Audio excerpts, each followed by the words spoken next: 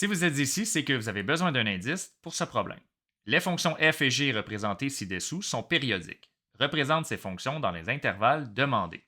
En A, on nous demande de représenter la fonction f dans l'intervalle 54-66.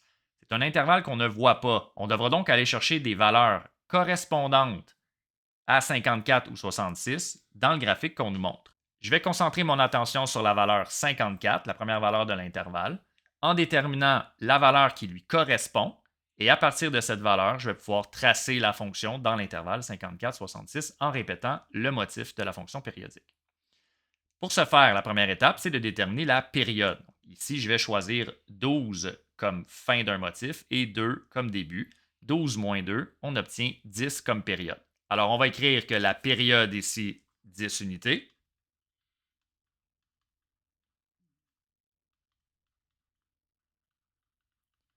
Et ensuite, on va déterminer la valeur correspondante à 54 en déterminant la valeur de f de 54.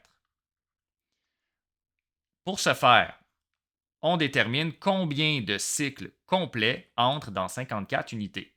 C'est une division qui nous permet de le faire. Donc, 54 divisé par 10, qui est la période, on obtient 5,4 cycles.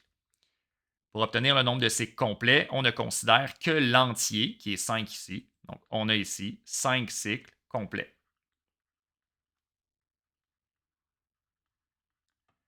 À partir de 54, on va retrancher l'équivalent de 5 cycles complets.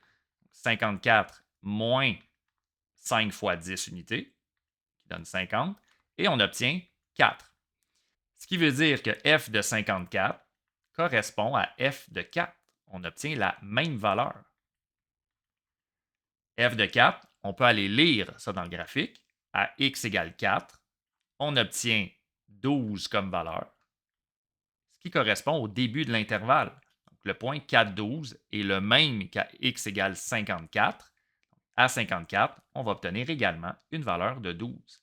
Et à partir de ce point, je peux tracer la fonction dans l'intervalle 54-66.